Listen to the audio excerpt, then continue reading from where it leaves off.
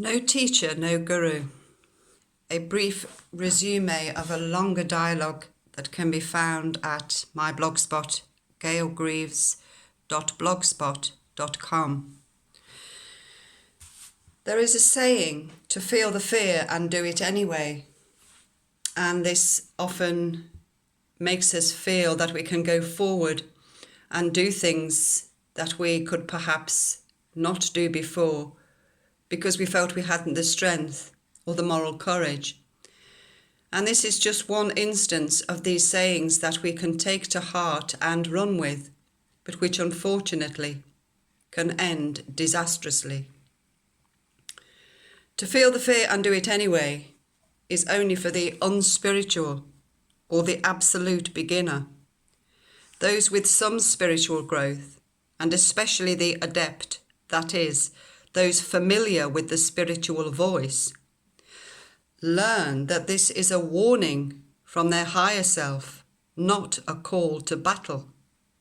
Thus, feel the fear and do it anyway becomes feel the fear and flee from it when it speaks. Thus, fear indeed becomes our friend.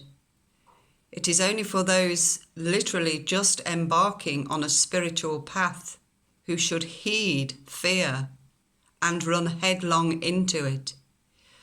For anyone with a minimum amount of time on a spiritual journey, fear should stop us from whatever action we intend to do, or whatever we have in mind in a new venture.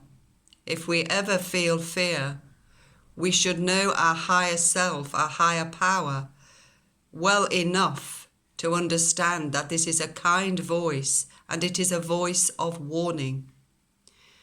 If we feel the fear and rush headlong and just do it anyway, it will often have disastrous consequences.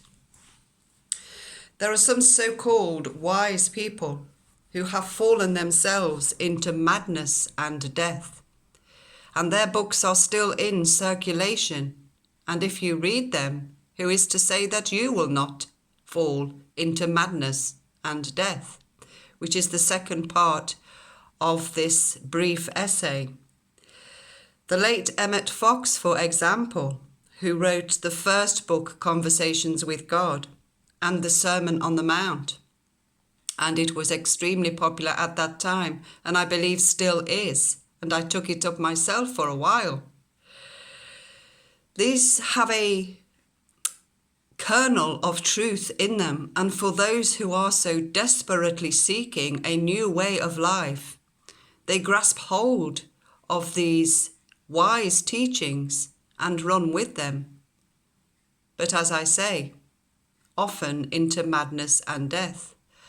After the writing of these two books, with which whole communities of people now live their lives in accordance with, Emmett Fox did actually die to life-wasting madness and complete spiritual breakdown.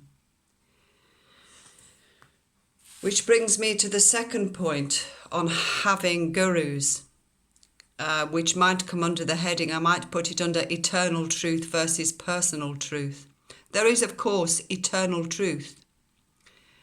But how we arrive at this eternal truth is very personal to ourselves, and it has to be. There is a tendency at the beginning of the journey to want to read every volume of a trusted spiritual guide, or take up the very thoughts of someone like Emmett Fox, or somebody modern today. There are many names I will not mention out of respect for them, that should not be trying to teach other people, for they could yet fall. When people lead you in too narrow a way on the journey that they themselves have taken, it is very dangerous. Only in the case of Holy Scripture is this ever profitable, to lean always on the very words of who is speaking them. So this should be avoided at all costs, because you are only extracting all that they have passed through and the insights and wisdom that have been gifted to them. It's the equivalent of reading a person's doctoral dissertation when you would rather benefit from their advice and counsel as the result of their labours. It is far better to have just a summary of their work and then to summarise even further for your own benefit. Someone who has spent 2, 3 or 4 decades on the spiritual path has much wisdom to offer, but wisdom comes only through experience, not reading. I came to this understanding when a certain man, whom I regarded as a spiritual leader and brother, who wrote somewhere the way he lived 20 years previous and the thoughts he had had 20 years previous, that these thoughts were entirely to be disregarded 20 years later. His wisdom was indeed wise, but I realised that for me to take this latter wisdom for myself and act in accordance with it was impossible.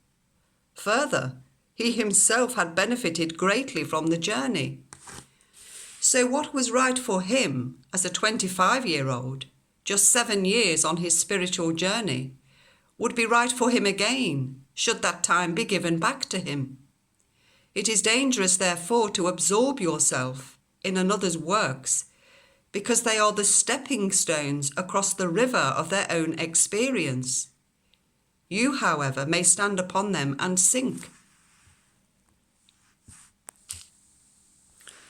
Personal truth only ever supersedes eternal truth, with resultant moral collapse and calamity. It is wise, therefore, not to confuse truth with wisdom, for the wisdom of the wise may be foolishness. No, we must spend many an hour alone, meditating upon our confusions and spiritual dilemmas in the prayer closet. Reading of how other people came to resolve them will only detract from our own spiritual growth.